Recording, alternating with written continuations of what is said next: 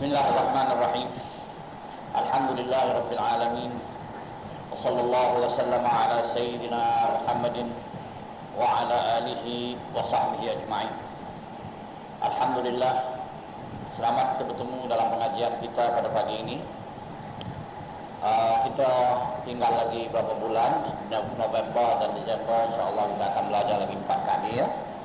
Dan hari ini sekali, jadi saya cuba akan habiskan bab muamalat kita pada beberapa bulan, 2 bulan ini, supaya nanti kita buka pelajaran, kita tukar topik insyaAllah ta'ala dengan topik yang lain pula. Jadi ada beberapa lagi muamalat yang perlu saya terangkan kepada saudara sekalian, kerana sebagaimana yang saya telah katakan pada mula-mula lagi, saya cuba memberikan penghukum fikih ini kepada saudara sekalian mengikut sebagaimana yang ada dalam kitab fikih dari satu bab ke satu bab. Walaupun dengan sekali lalu, dengan arti kata kita pernah mendengar bab itu dan kita pernah tahu tentang hukum.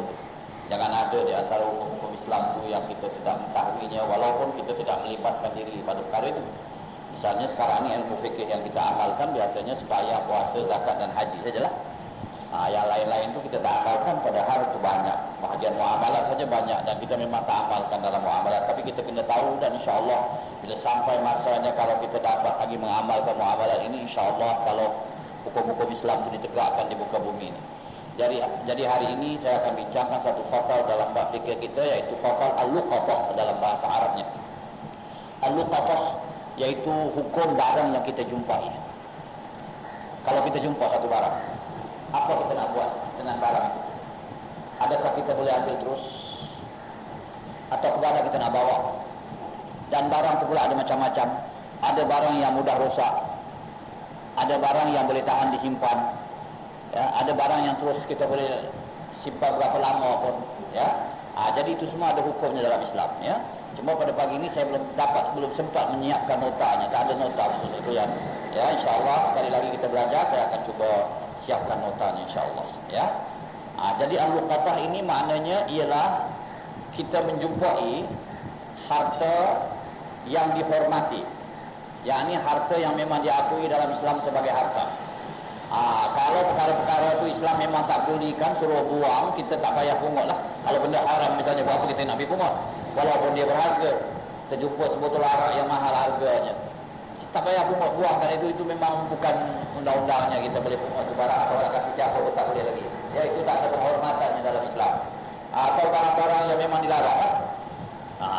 Tapi harta yang dihormati dijumpai dari tempat umum. Tapi kalau tempat orang atau tanah orang, awak tak boleh ambil lah. Tuan yang punya tanah itulah ambil ya. Dalam kawasan orang misalnya, ini tempat umum, dalam perjalanan umum, atau di tempat bukan hak orang, tempat umum ya.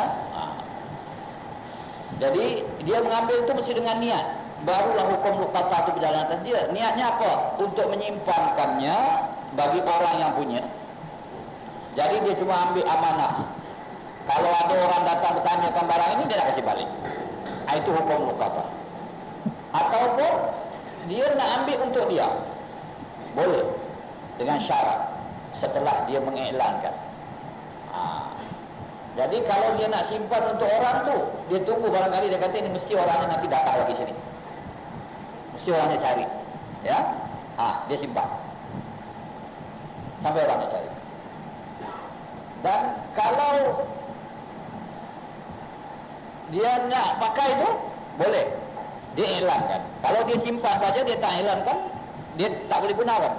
Tapi dia iklankan, nanti iklan berapa lama, dia iklankan. Kalau ada orang menuntut, dia kasihlah. Kalau tak ada orang menuntut, dia boleh milik barang tu. Ya, ini halal dia menggunakan barang tu. Andainya ada orang menuntut nanti kemudian, kalau ada barang tu dia kasih balik. Kalau tak ada, dia bayar harganya. Tapi masa dia menggunakan itu tidak haram,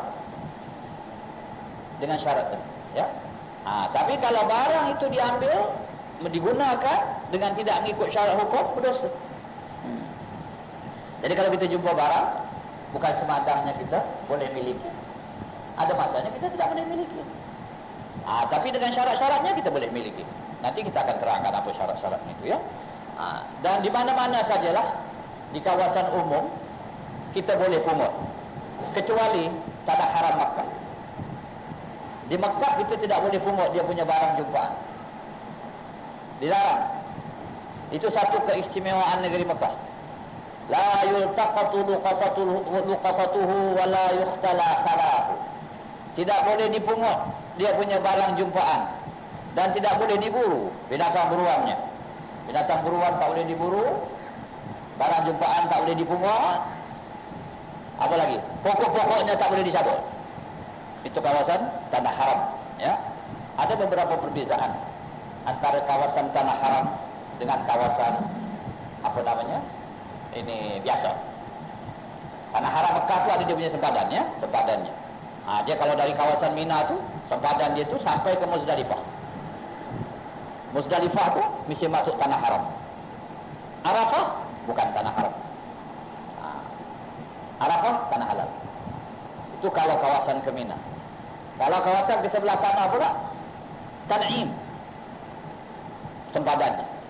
Jadi kawasan tanah haram yang paling dekat sekali dengan tanah halal dengan Mekah tu Tan'im pula. Dan ada kawasan yang jauh lagi. Ada yang sampai Ja'ranan dan sebagainya, ya.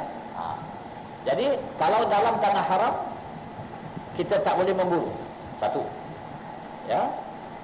Sama ada memburu sama ada kita dalam ihram atau tidak ihram. Jadi orang Mekah itu tidak boleh memburu apa-apa binatang buruan dalam haram. Dia boleh memburu luar haram. Jadi burung-burung pati yang ada dalam tanah haram itu semua aman, sebab Allah Ta'ala kata wa man dakhalahu kana amina. Siapa yang masuk ke dalamnya itu jadilah dia aman. Jadi termasuk haiwan-haiwan semua bila masuk dalam kawasan tanah haram aman. Melainkan haiwan yang berbahaya. Itu kita boleh bunuh. Misalnya ular, lipan dan sebagainya. Itu pun dengan nas hadis Nabi SAW. Nabi kata ada beberapa binatang dibunuh di tanah haram atau di tanah halal. Satu daripadanya ular, ya, lipan, kalajengking yang memang ada di sana. Itu semua boleh dibunuh, ya, walaupun di tanah haram. Tapi binatang-binatang yang lain yang buruan tak boleh. Tapi kalau bukan buruan pun bisa boleh lagi. Misalnya, janganlah macam setengah orang dia kat tanah haram, nyamuk pun dia tak pukul, ya. Nyamuk gigit dia diam kan aja. Boleh ditepuk, tak ada apa masalah. Sebab itu bukan buruan. Itu bukan buruan. Dia yang dilarang ni buruan. Memburu untuk makan dan binatang halal pula tu. Ya. Satu. Kemudian tanam-tanamannya tak boleh dicabut. Yang dimaksudkan tumbuh-tumbuhannya tak boleh dicabut. Yang dimaksudkan tumbuh-tumbuhan itu yang tumbuh sendiri. Tapi kalau kita bercocok tanam di situ kita boleh ambil. Ini pokok tumbuh sendiri, tak boleh dicabut. Biarkan dia. Itu sebagai penghormatan. Kawasan larangan itu. Protected place. Kita kalau masuk kawasan istana boleh kita cabut-cabut pokok-pokok kat istana, tu ambil bunga dia, ambil apa semua boleh. Kena tangkap kita, ya. Ini tak boleh, ini tempat protected, ya. Ini haramillah. Ini tanah haram Allah Subhanahu wa taala. Kawasan tanah haram Allah, kita kena jaga. Ya. Bila Nabi mengisyaratkan perkara ini tanah haram Mekah ini sudah haram dia, ya, daripada zaman Ibrahim alaihissalam. Daripada zaman-zaman tanah itu memang tanah haram, ya.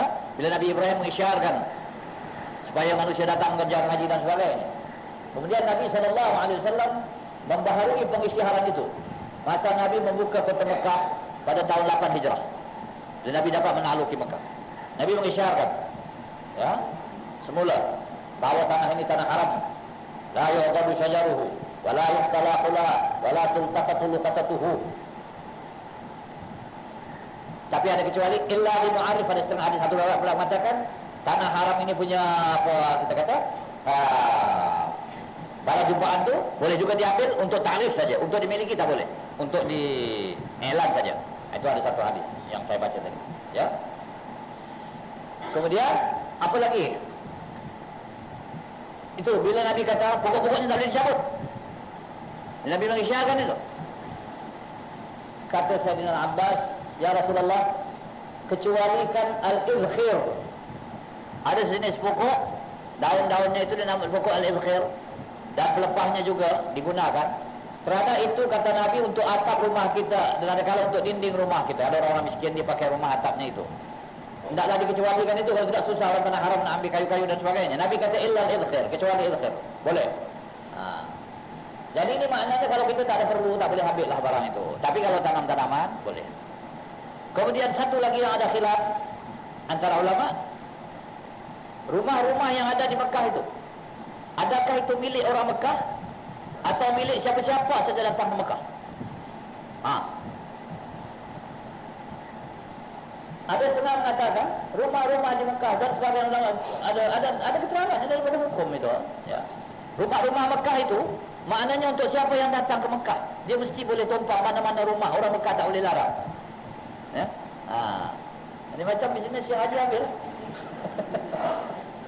Ini maksudnya untuk musim haji lah. Ya, untuk musim haji. Sebab sudah menjadi tradisi jamaah haji yang datang mengerjakan haji itu semuanya ditanggung oleh orang Quraisy Makkah dulu. Orang Quraisy menyediakan air, menyediakan tempat dan sebagainya, dan mereka datang. Dan makanan juga diberi makan mereka itu oleh orang-orang Quraisy yang kaya-kaya untuk jamaah haji. Oleh sebab itu mereka dapat penghormatan. Ya, merupakan sebagai satu penghormatan besar bagi mereka. Kemana-mana mereka pergi, mereka tidak diganggu kerana ini orang penjaga haram dan ini orang menerima kita sebagai tamu tiap-tiap tahun dulu. Jadi rumahnya itu kena kongsi. Jadi maknanya orang yang tinggal kat Mekah bila musim haji ni mesti buka rumah dia. Siapa-siapa boleh datang, duduklah, berapa orang duduk, free. Jadi ada yang kata begitu. Tapi sebagian ulama kata tidak. Kerana Nabi pernah berkata dalam sebuah hadis, Nabi pernah bersabda, hal taraka lana aqilun min dar. Bila Nabi nak masuk ke Mekah, Nabi bertanya kepada keluarganya, adakah Agil meninggalkan untuk satu-satu rumah untuk kita lagi? Agil itu sepupu Nabi, anak Abu Talib. Maknanya dia betul ada rumah-rumah kat sana, keluarga Nabi punya rumah lama-lama ni. Adakah lagi rumah itu untuk kita? Jadi dari hadis itu katanya Agil itu mesti memiliki lah. Maknanya dia mesti ada hak, ada rumah itu. Jadi dari hadis itu, ya, maknanya mesti boleh dimiliki oleh tuan yang punya rumah. Tetapi mereka mesti memberi kemudahan kepada jamaah haji. Tetapi saya ada sekarang yang duduk di Mekah, banyak orang Mekah asli lagi, ya. Dan tak adalah nak terima jamaah-jamaah ni semua, ya. Saya tahun 74 saya pergi haji, mesti saya temui seorang yang dikira Syekh Haji yang membuka rumahnya. Duduklah saja kata. Tok saya kira pasal bayaran. Apa air ada? Boleh. Itu makan awak sendirilah. Pasal rumah tok saya awak hiraukan. Berapa nak bayar, bayar. Tak bayar tak apa. Itu saya satu orang yang saya jumpa. Saya mesti ingat lagi. Dan orang semua tak ada. Makan dia naik kan, ini musim haji, naik harga. Subhanallahil haram, tanah haram. Ya.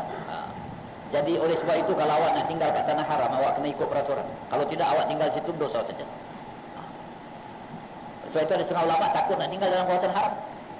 Takut nak tinggal kat Mekah. Kenapa takut? Padahal di tanah suci Mekah ibadah beratus ribu. Dia punya pahala keseluruhan. Dia kata peraturan-peraturan yang kau patut ikut kata kedawan ini. Misalnya sekarang kalau kita afford tinggal dekat istana, kita nak tinggal. Ada setengah orang tak ada. Istana ni macam-macam dia punya kawalan kan. Tapi kalau kau kat istana kau protect, tak protect apa-apa semua kau selamat. Yalah, tapi dari satu segi kau kena jaga betul-betul kawasan itu. Ya tak boleh sebarang-sebarang. Ini kawasan tanah haram Allah.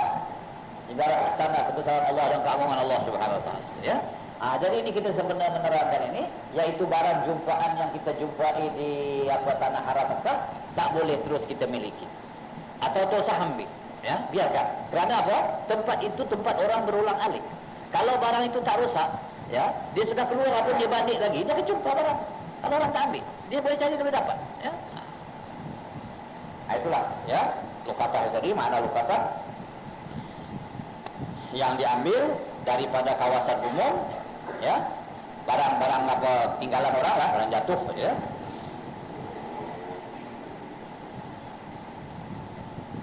Hadis Rasulullah sallallahu alaihi wasallam berhubung dengan luqatah.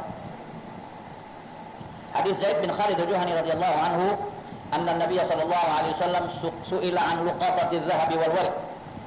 Faqala a'rif wika'aha wa 'ifasaha thumma 'arifha sanah.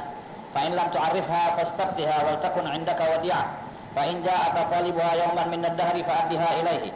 Wa sa'alahu 'an dalatil ibli. Faqala ma laka wa laha da'ha fa inna ma'aha hidha'aha wa siqa'aha taridul ma'a wa ta'kulu asy-syajar hatta yalqaha rabbuha. wa sa'alahu 'anis syati faqala khudha fa inna ma hiya laka aw li akhika aw lidhi'bi. Itu hadis Nabi sallallahu alaihi wasallam yang menerangkan tentang luqatah. Katanya, kata sahabat yang meriwayatkan ini, Zaid bin Khalid Juhani, katanya Rasulullah sallallahu alaihi wasallam pernah ditanya tentang barang yang dijumpai yang berupa emas dan perak. Uang lah, ya, emas dan perak, dinar, dirham. Faqal, maka Nabi kata, "I'rif wika'aha." Kenali, pastikan pengikatnya. Yakni barang selalu ada bungkusannya dan bungkusnya. Tengok, perhatikan. Maknanya kalau ada orang datang mendakwa nanti dia kata saya ada hilang barang. Awak dah ingat barang yang ada kat rumah awak tu macam mana rupanya, dan awak tanya dia, bagaimana barang itu, di mana, macam mana kotaknya, macam mana bungkusnya, macam mana ikatannya, macam mana, dan awak dah tahu, awak dah tengok, ya. Dan boleh buka, boleh kira berapa yang ada kat dalam. Itu nanti hadis yang kedua akan diterangkan, ya. Kemudian Nabi kata kalau engkau dah kenal, ya, dah tahu, arifha sana. Iklankan setahun. Setahun iklan. Jadi setahun tu katanya, pada minggu yang pertama tu, tiap-tiap hari awak iklankan. Iklankan macam mana? Di tempat yang awak jumpa tu, awak katalah, siapa-siapa ada kehilangan barang, ya, sila jumpa dengan saya. Iklankan. Ramai. Kemudian minggu yang kedua 3 hari atau 4 hari seminggu.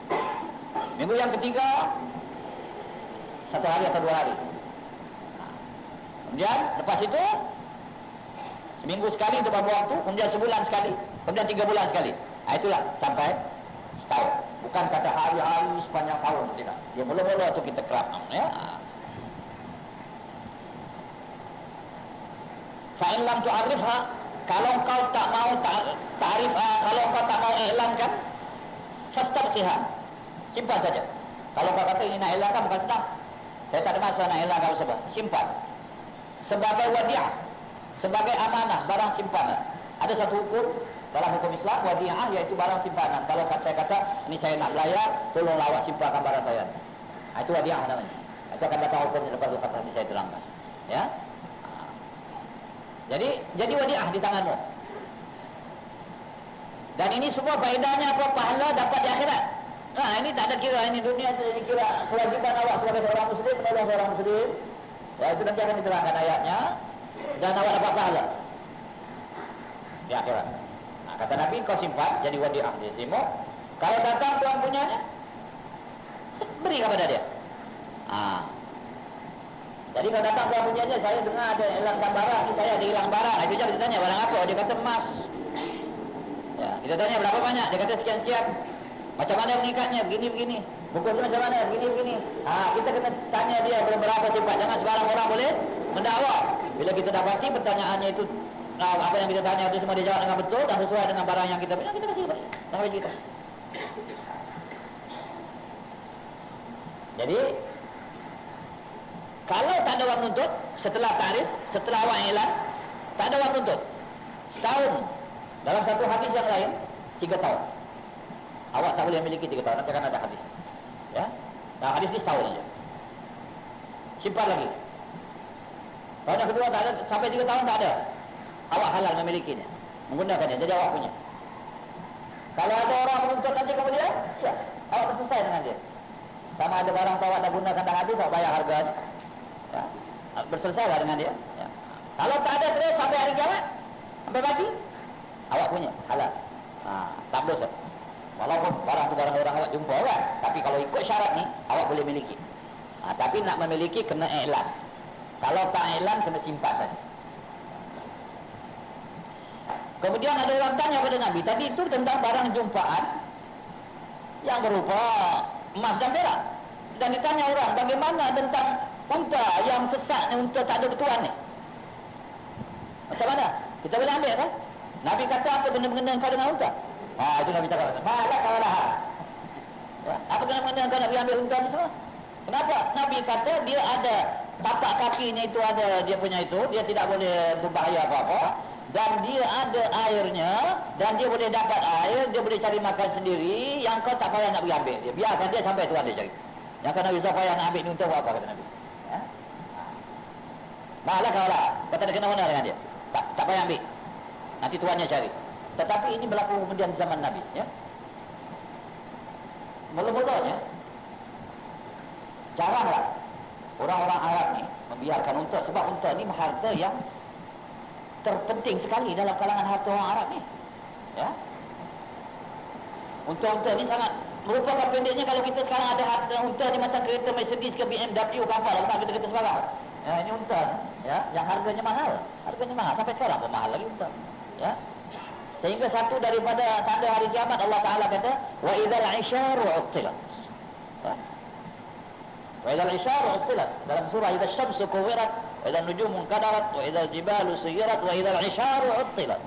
Apabila unta-unta bunting yang dibiarkan orang, maknanya itu sudah tanda hari kiamat lah, orang tak sayang lagi. Padahal unta ni bukan main lagi disayangi orang Arab, apalagi kalau dia bunting, dapatkan harta lagi tambah.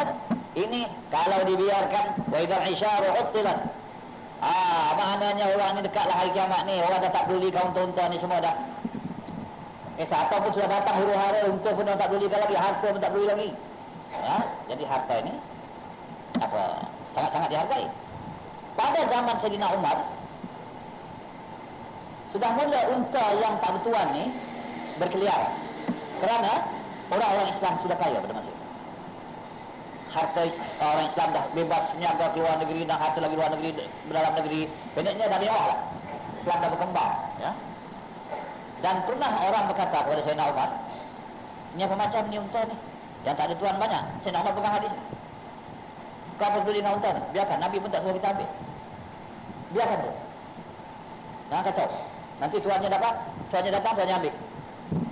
Tapi tuannya tak ambil, dia tak klaim, dia dah kaya.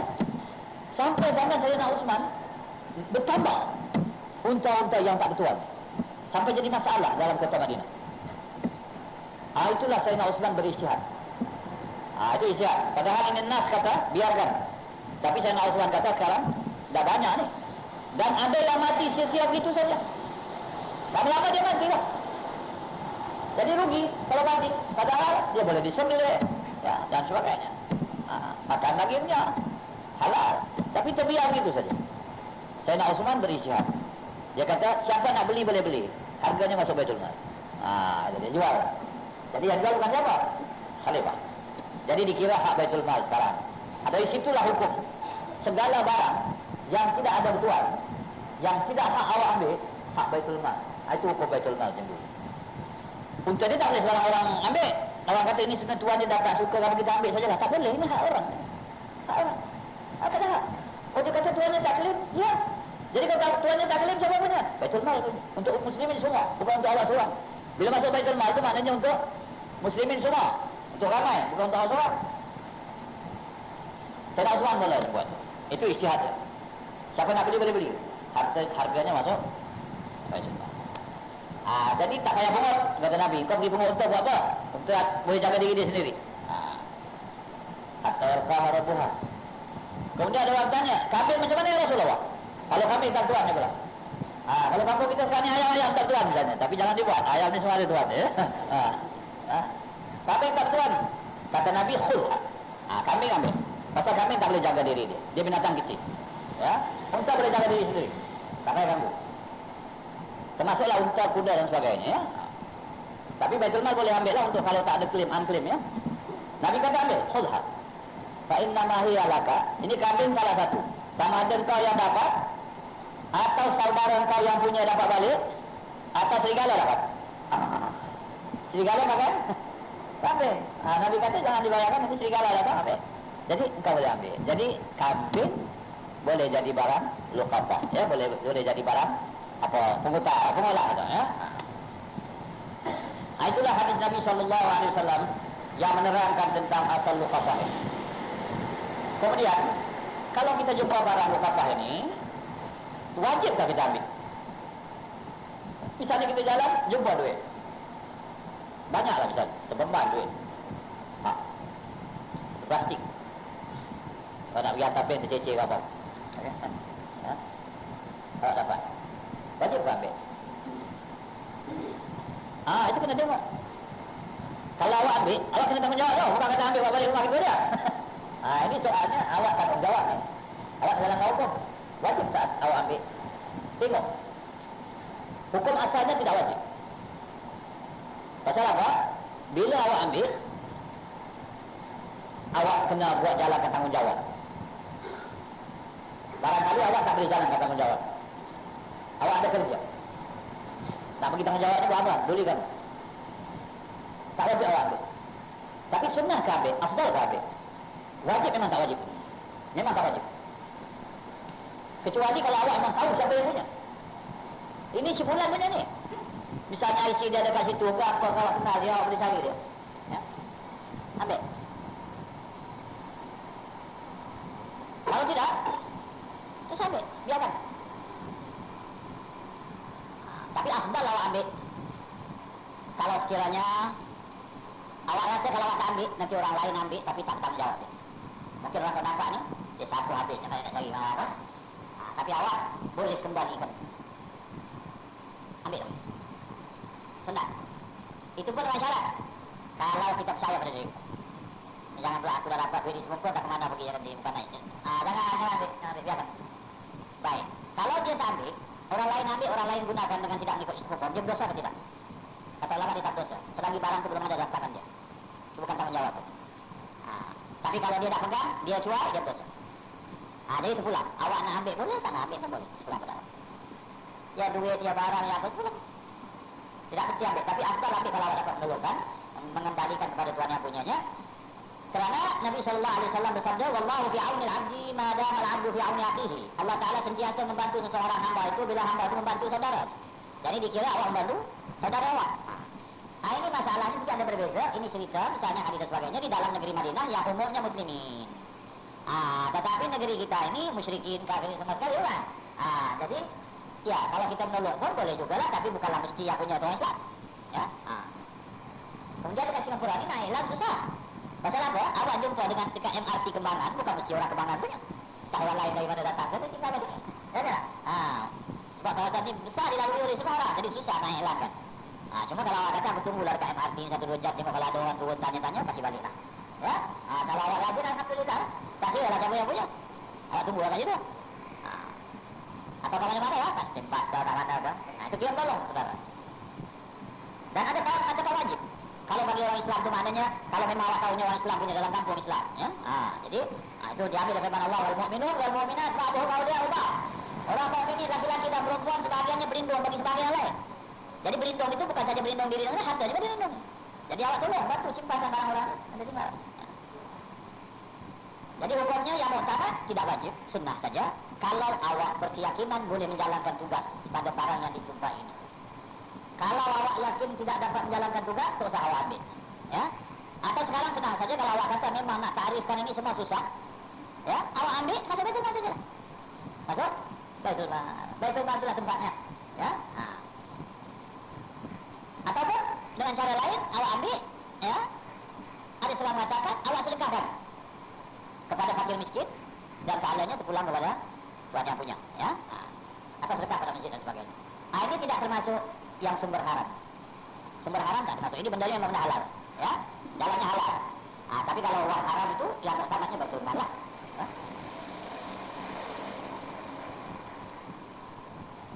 Kemudian dalam satu hadis yang lain, riwayat Imam Bukhari radhiyallahu anhu daripada Abu Hurairah, kata Abu Hurairah, saya pernah berjumpa satu punjen duit dinar, 100 dinar dalam satu punjen. Saya jumpa. Maka saya bawa jumpa Nabi SAW. Nabi kata, kau hilangkan 1 tahun. Ya. Kemudian Abu Hurairah pun menghilangkan lah, disimpan setahun, dihilangkan dari masa ke masa. Kemudian dah lepas tahun, dia datang lagi, Nabi kata lagi 1 tahun.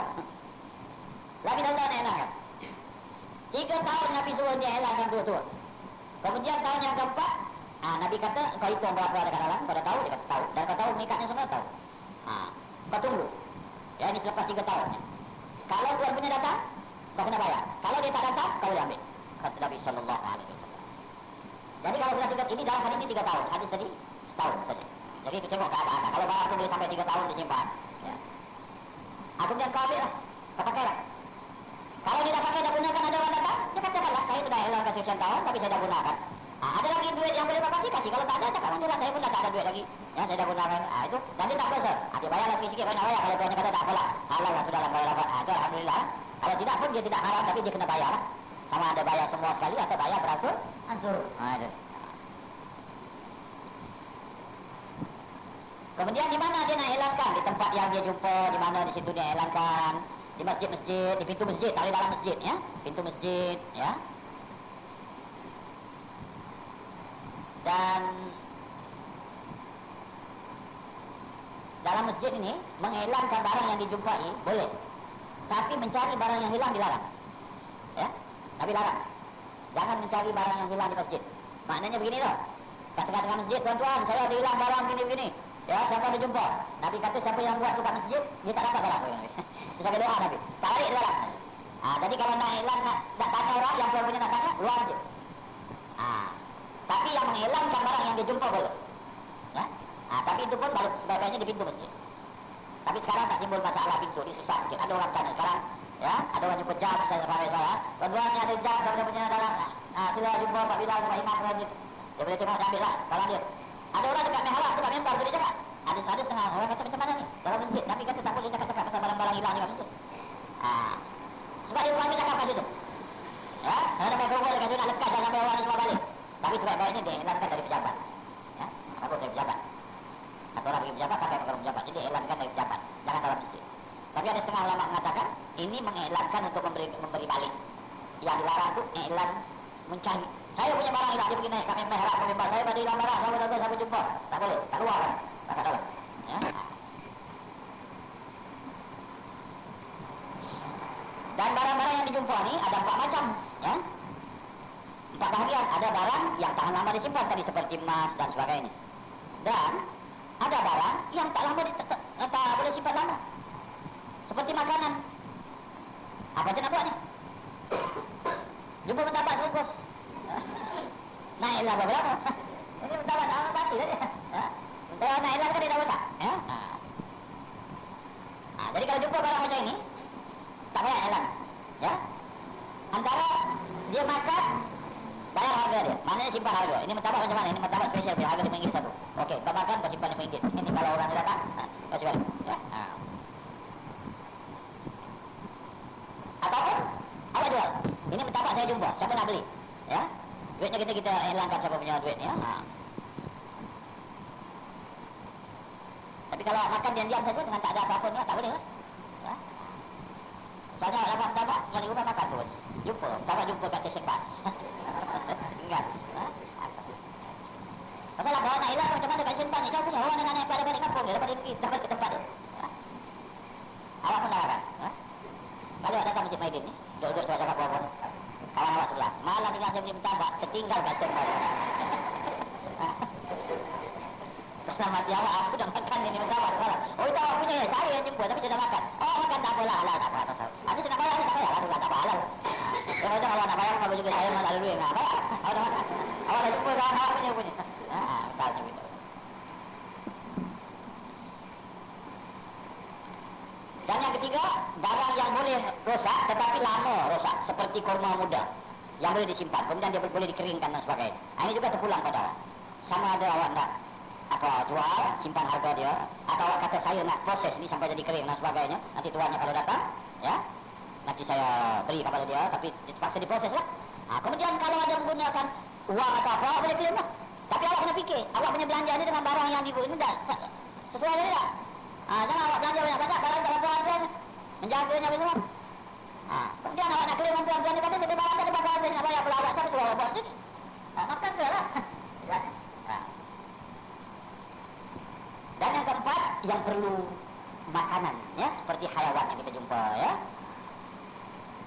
Kalau hayawan yang kita jumpa itu perlu makan, nak kita jaga, kan nak kita jaga, beri dia makan. Kemudian kita boleh ambillah apa-apa faedah dari binatang itu, ya, seperti susunya kalau kambing dan sebagainya, atau telurnya kalau binatang itu. Kemudian kalau tuannya datang, kita bayar baliklah apa yang telah kita gunakan. Itulah ringkasannya berkenaan dengan barang yang kita jumpai. Jadi maknanya barang yang kita jumpa ini kita boleh miliki, ya, dan dengan syarat tadi yang kita sebutkan, ataupun kita kembalikan ke Baitul Mal, ya. Tapi kalau kita nak miliki, kita buat cara-cara yang tadi kita buat, ya. Ini tak termasuk kalau barang yang kita jumpa itu pula anak, bayi, jumpa bayi, di bawah orang bayi bisa hidup, itu nanti kita cakap. Ada apa nak tanya dulu? Bahagian lokal, bahagian malam jumpaan, kalau orang tanya. Ya. Baitul Mal tak Thailand. Thailand. Thailand. Baitul Mal di Thailand. Sebab bukan Baitul Mal yang jumpa awak yang jumpa Thailand semua kewajiban awak. Tak apa-apa lah. Tak apa lah. Jadi hak orang Islam. Baitul Mal tak payah Thailand. Thailand kita.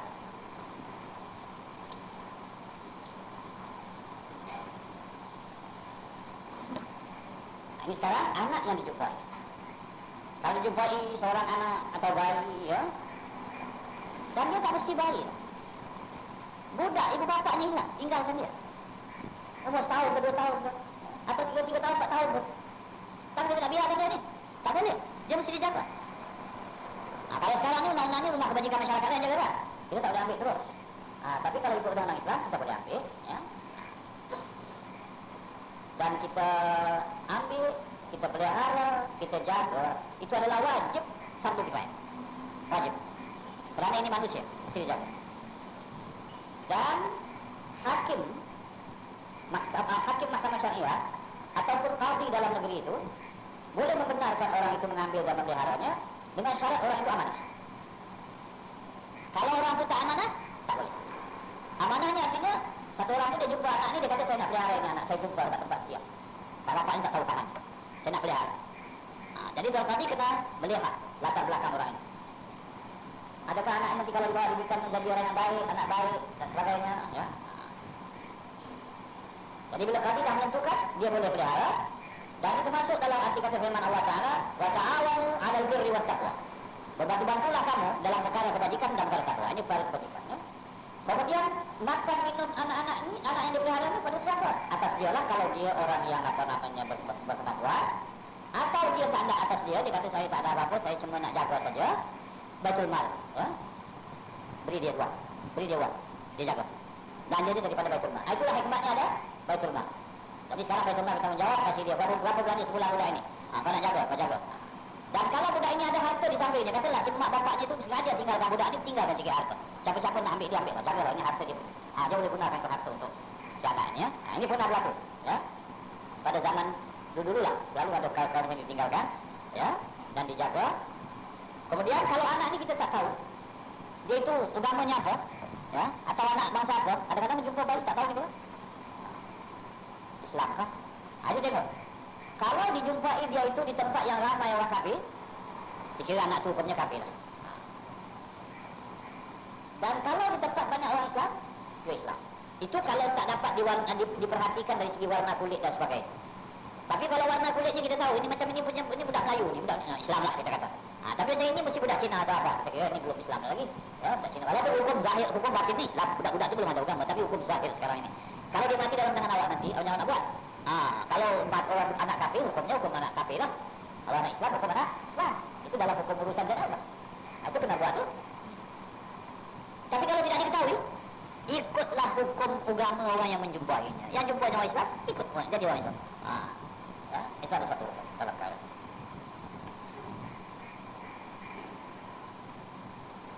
Kalau dua orang yang jumpa, yang satu orang kaya, yang satu orang miskin. Hakim dua kata kita sama-sama jumpa. Sekali kata saya nak jaga budak ni, si miskin kata saya nak jaga. Sebab si miskin kalau kata nak jaga, nanti dia dapat Baitul Mal kasih duit. Misalnya, dia nak tahu duit sikit, boleh dapat faedah akhir dulu. Maka mengikut hukum ini orang kaya didulukan, ya. Sebab untuk menjaga kemuslihatan anak ini. Kalau orang miskin barangkali dia tak terjaga. Sekarang undang-undang ini dipakai dalam hukum anak angkat. Kalau orang ambil anak angkat bagi sosial dan sebagainya, dia tengok background awak macam mana, pendapatan awak. Tak semua orang dia beri. Kalau pendapatan awak bagus, ya, dia rasa boleh jaga, dia beri. Dan Islam pun kata begitu juga. Dan anak ini mesti dijaga seperti mana dia menjaga anak dia, dengan diberikan dia pelajaran dan sebagainya sampailah dia boleh berdiri sendiri. Tetapi ingat, nisbahnya tidak nisbah pada dia. Bukan bin dia, bukan binti dia. Dia hanya anak pungut, ya. Dan bapaknya kalau kita dapat dress tu alhamdulillah kasih balik dengan bapak dia. Kalau tak ada, maka itu bin Abdullah sajalah atau binti Abdullah saja. Hamba Allah, anak hamba Allah. Itu hukum anak. Jadi berbeza antara benda dengan anak. Pada benda, ya, awak nak ambil boleh, tak nak ambil pun boleh, termasuk hayawan. Tapi pada budak, awak mesti ambil untuk menyelamatkan dia daripada bahaya dan sebagainya. Tak kira bangsa dan agama, asal dia itu manusia. Mesti dapat.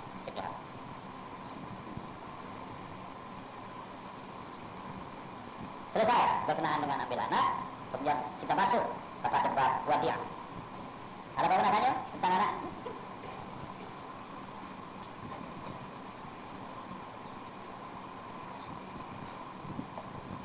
Al-wadiah.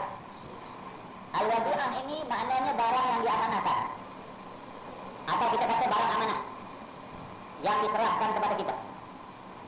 Dan wadiah ini amanah yang sangat-sangat baik diterima oleh orang yang boleh memegang amanah. Kalau awak orang yang kepercayaan, orang tak tolong, ini saya nak belayar, ya, atau saya ada urusan, barang ini saya minta awak simpankanlah, maka hendaklah awak simpankan. Dan ini satu perkara, wa ta'awanu 'alal birri wat taqwa. Berbantu-bantu dalam perkara kebajikan dan takwa. Tolong simpankan.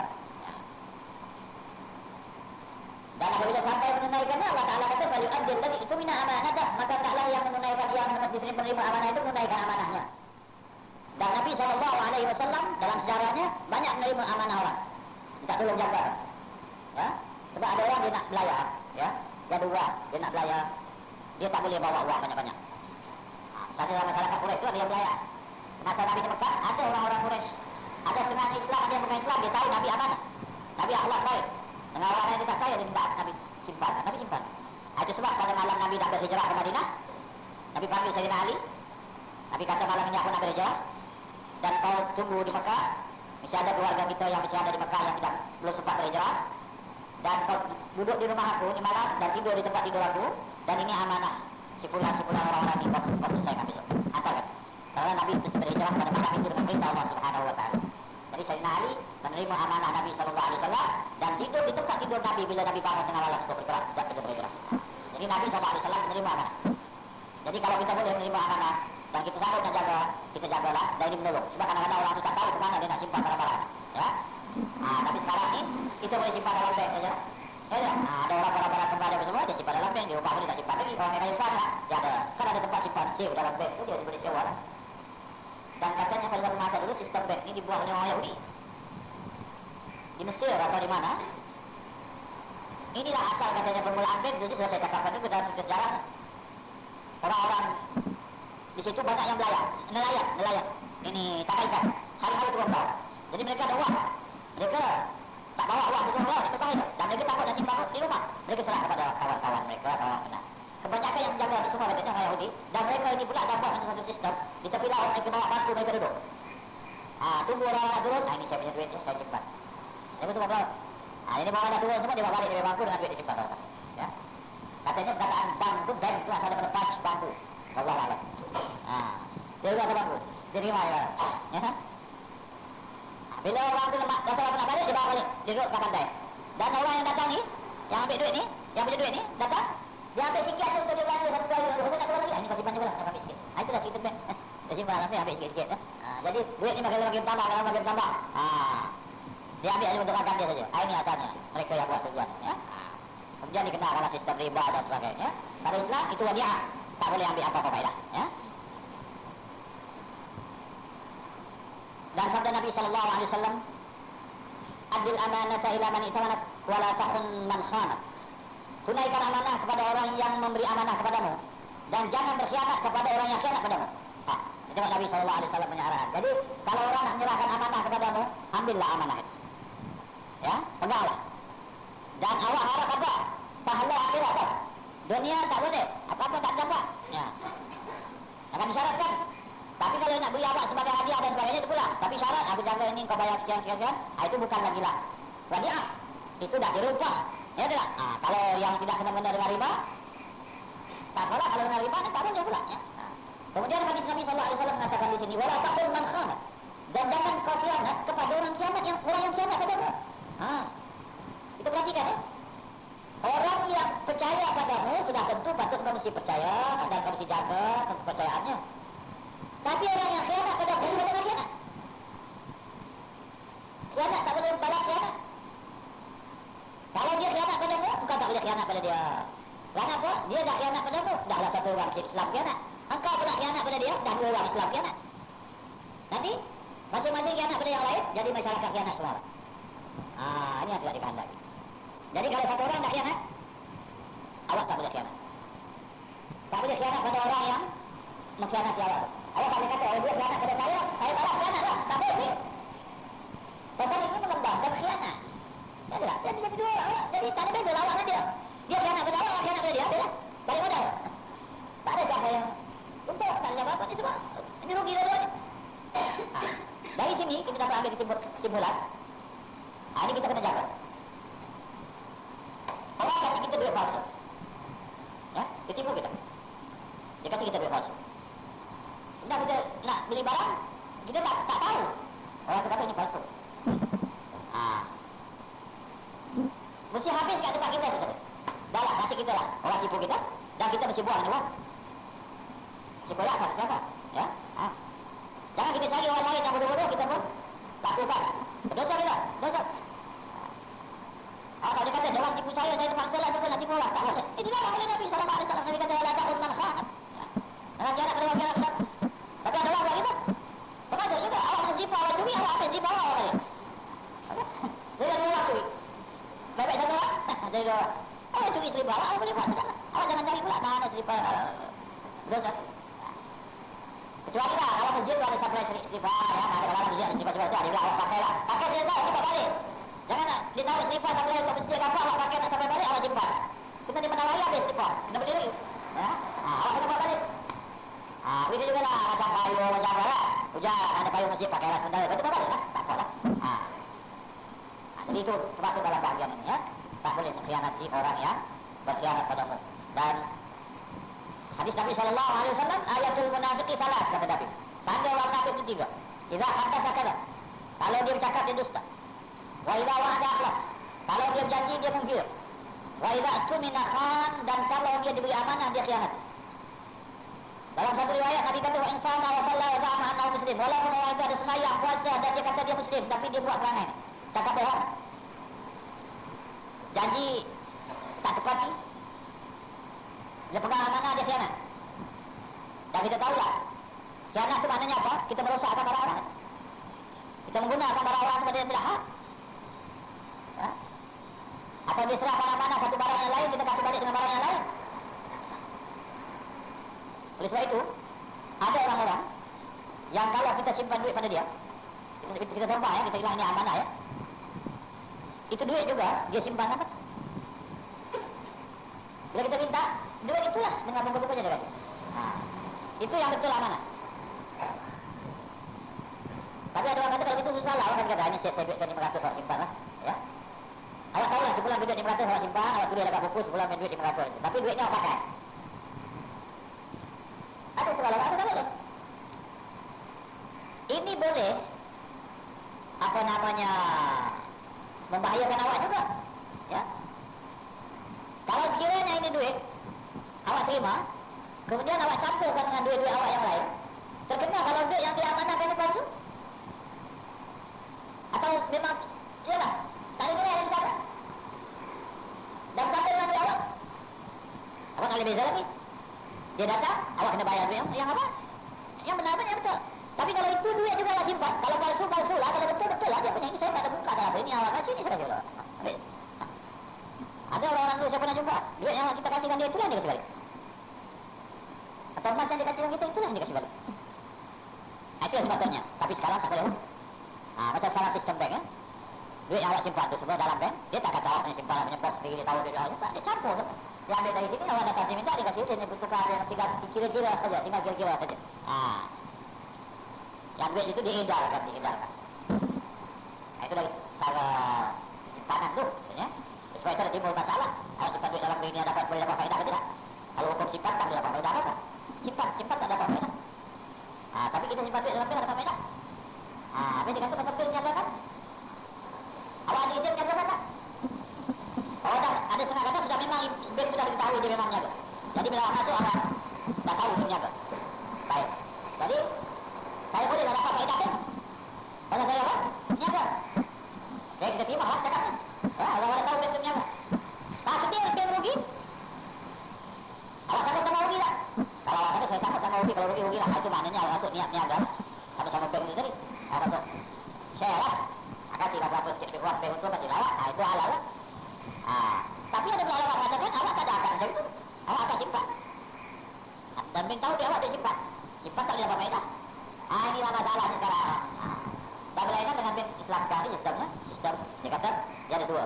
ada simpanan tetap dan ada pelaburan. Pelaburan. Yang pelaburan itu memang awaknya masuk pelaburan. Simpanan tetap nih awak simpan, tapi ada akad awak izinkan bank itu peniaga dan sebagainya lah. Itu ada dia punya akad lah ya. Jadi inilah hukum wadiah. Dan barang yang diwadiah ini juga mestilah barang yang halal, yang betul, yang diterima. Dan awak juga yang menerima wadiah ini terpulanglah kepada awak ya. Sama ada awak yakin boleh menjaga atau tidak. Kalau awak yakin boleh menjaga, maka awak jagalah. Kalau awak tak yakin, awak jangan jaga dan berikanlah kepada orang yang lebih berhak dengan bukan awak yang memberikan, tetapi orang yang dirasa orang itu. Awak pergilah jumpa si anu yang dia boleh menjaga orang awak ini. Jangan awak main terima saja ya barang-barang yang diamanahkan pada kita nih. Kalau kita tak boleh menjaganya. Kemudian kalau kita nak musafir, maka kita kena kembalikan pada yang tuan punya, atau kita serahkan pada orang untuk mengembalikan seperti yang dibuat oleh Nabi Sallallahu Alaihi Wasallam, menyerahkannya kepada Sayyidina Ali ya. Kemudian kalau berlaku sesuatu hal pada barang yang jawab simpanan tadi, sama ada dicuri orang atau terbakar atau apa, wajibkah awak membayar balik ganti rugi? Ini dilihat. Kalau sekiranya ada kecuaian, awak cuai, awak letakkan barang itu bukan pada tempatnya sampai dicuri orang, atau apa saja binatang misalnya awak letakkan kepada hujan, panas, angin dan sebagainya sampai dia mati, atau kereta disimpan oleh awak simpan tak betul sampai dia rusak dan sebagainya, atau salah gunakan, bila ada cuai, awak kena ganti. Itu hukum. Dan hukumnya itu mesti kepada hakim mahkamah syariah lah. Atau awak bawa daya. Barang wadiah tak boleh dibawa daya. Bawa daya sampai hilang barang dan sebagainya. Awak ganti.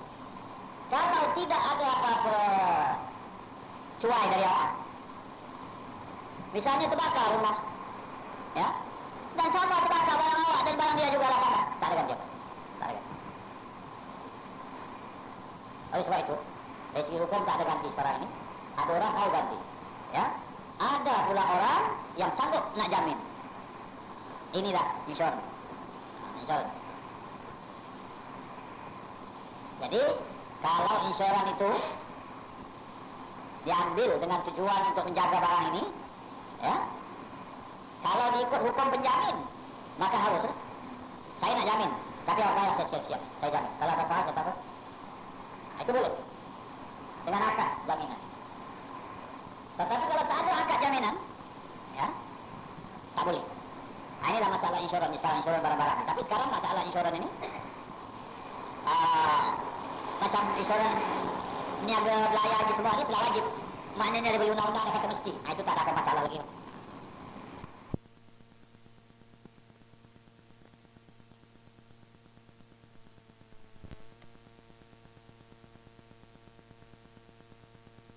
Barang dia barang awak ambil daripada insurans. Barang dia juga termasuk sebab dia beri amanah, ya. Padahal misalnya sekarang ni orang niaga, dia kedai niaga, dia ambil barang, banyaknya amanah. Amanah, dia tak bayar dulu, dia ambil saja. Apa ada istilah dia? Ada istilah dia.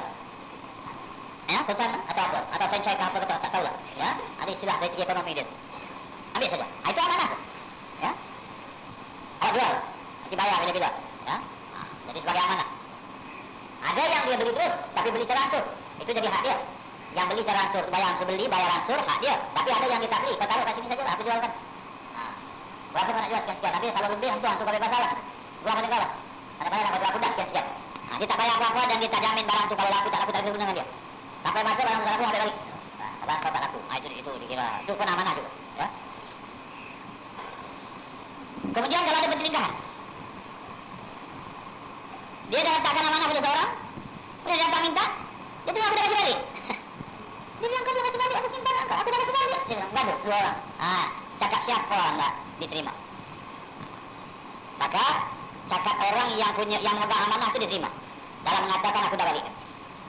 Aku dah balikkan, dia kata aku dah balikkan. Kau dah ambil barang. Dia tu kata belum. Sekarang kau kena bawa keterangan. Ya. Yang mengatakan belum tu kena bawa keterangan. Kalau dia tak dapat bawa keterangan, yang mengatakan dah kasih balik itu kena sumpah. Aku dah kasih balik. Kalau si ini dalam bicara, ya, masuk hukum bicara. Hukum bicara kalau satu orang datang dia mendakwa, saya punya barang ada pada dia. Dia tu kata tak ada, saya dah kasih balik. Yang mendakwa itu kena bawa bukti.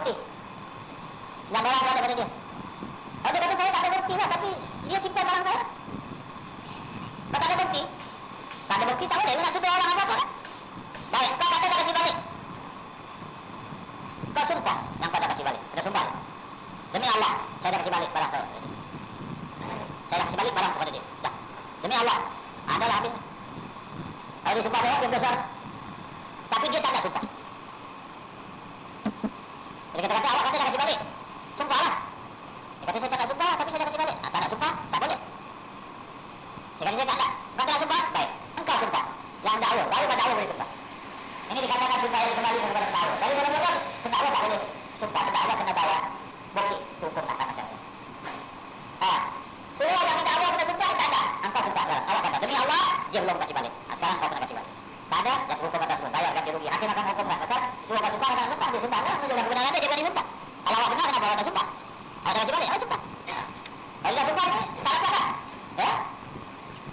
Kalau dia ni orang yang pelanggar orang, misalnya dia sumpah, mau sumpah apa boleh. Dia tak kisah. Engkau rugi kerana tak ada saksi.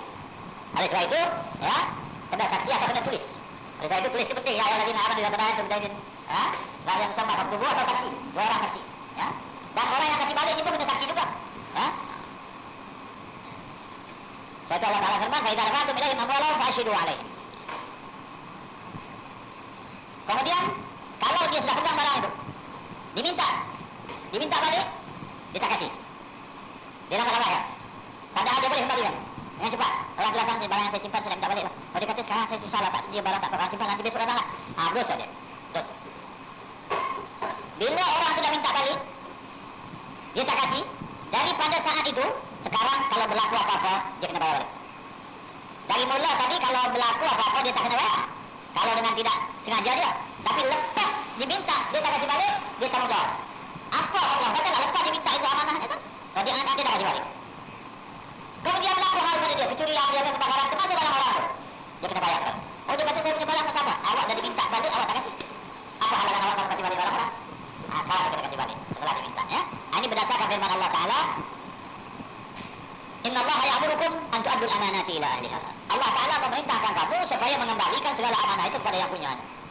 Jadi bila sudah diminta, wajiblah awak kena bayar balik, ya. Melainkan kalau dia minta di masa yang tidak munasabah. Katalah dia datang ke rumah orang. Dia kata saya nak minta lah barang saya yang saya amanahkan kepada awak. Dia kata ini datang malam, saya barang ini saya simpan ke office. Dekat safe saya di office, misalnya dia simpan ke rumah. Mungkin office dia lebih selamat, simpan ke office. Besok datang, dia misal lagi, dia beri hak misal lagi. Maknanya kalau ada hal berlaku pun tak ada apa-apa kena lagi, pasal dia tak boleh bawa kalang-kalang lah, tak boleh bawa pergi office kalang-kalang, nak buka kalang-kalang tak payah lah. Besok datang masa office apa sama datang lah saya kasih lah. Itu boleh, ya. Atau minta dekat masjid, balang kat rumah, nanti balik rumah lah saya tengah semayang, nak saya. Atau jumpa orang dekat minta, kat rumah dia buat barang. Maka dengan ini dia boleh melambatkan. Tapi dalam keadaan dia boleh memberikan dengan cepat, hendaklah dia berikan dengan cepat. Kalau tidak, lepas itu dia menanggunglah kalau ada apa-apa. Wallahu a'lam, selesai berkenaan dengan wadiah.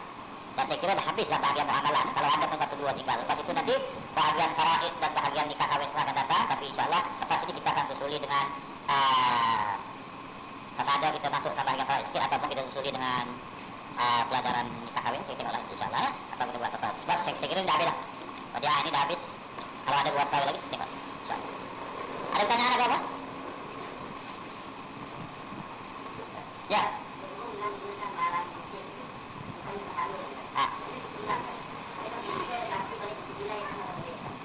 Ya, kalau hilang dengan cuai kita, ya, mana cuai yang kejual, sudah jaga. Kalau kita sama ada banyak sama, atau ya nilainya mengikut nilai barang pula.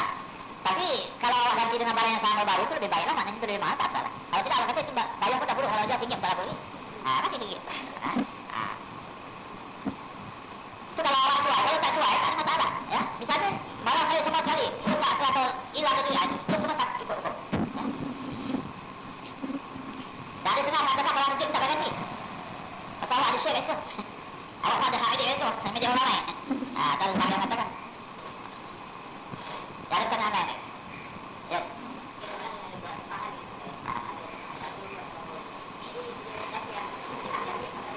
Ya. Baik. Dia sudah bayar atau tidak? Dia upah. Yang sebenarnya kalau ikut hukum upah pada kita, dia bayar dulu. Ya. Jual salah tu, dia bayar duit. Ya. Sudah kita kasih barang. Tapi ini dia tak bayar. Ya. Dia menghilangkan diri. Dia dah tempah apa semua. Itu barang mesti kita punya. Kita bebas nak buat apa.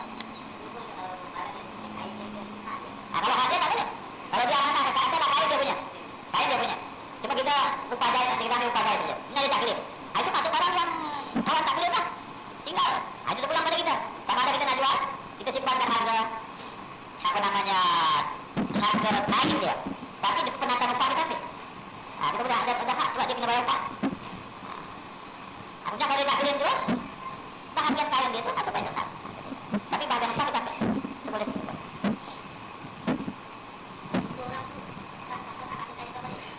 Apa dia kata? Tak ada. Jual, ambil, tak ada, tak ada masalah. Kalau ambil duit dah, kalau jual, tak ada masalah. Boleh. Tak ada masalah. Bila dah tuan punya tak ikrar apa saja, sudah halal. Pulang lagi. Jangan masalahnya tak terasa. Jadi cukup sampai sini. Wallahu a'lam. Bismillahirrahmanirrahim. Rabbana fa'alna bima 'allamtana wa bi'alna innaka antal 'alimul hakim.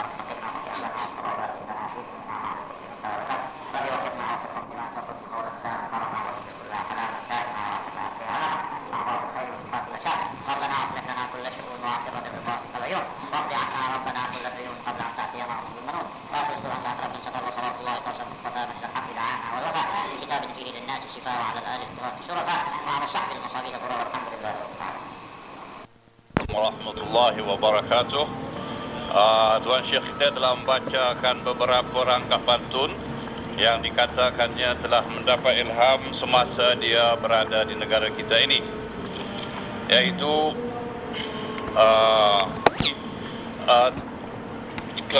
tawassul atau melahirkan rasa cinta kepada Allah dan kepada Nabi Muhammad sallallahu alaihi wasallam. Yang pertama sekali iaitu cintakan Allah dan cintakan Nabi Muhammad sallallahu alaihi wasallam adalah cita-citaku, dan aku harap dengan kecintaan itu akan mendapat segala yang aku cita-citakan. Ya Tuhanku, tambahlah padaku kecintaan. Sesungguhnya tanpa cinta kepadamu, aku tidak akan terlepas daripada kecelakaan diriku. Dan dengan cintakan Muhammad sallallahu alaihi wasallam akan lembut hati, dan tanpa cinta hati akan hancur. Ya Tuhanku, sepanjang masa aku telah hidup di dalam kedukaan kerana telah berlalu beberapa masa yang aku tidak dapat menambah kecintaan kepadamu. Ya Tuhanku, aku harapkan keampunan atas segala yang telah lalu kerana kekurangan cinta, ya Tuhan yang memperkenankan segala permintaan. Ya Tuhanku, tahqiqkanlah segala cita-citaku, laksanakanlah atau tunaikanlah segala cita-citaku yang dengannya aku mengharap mendapat rahmat yang luas.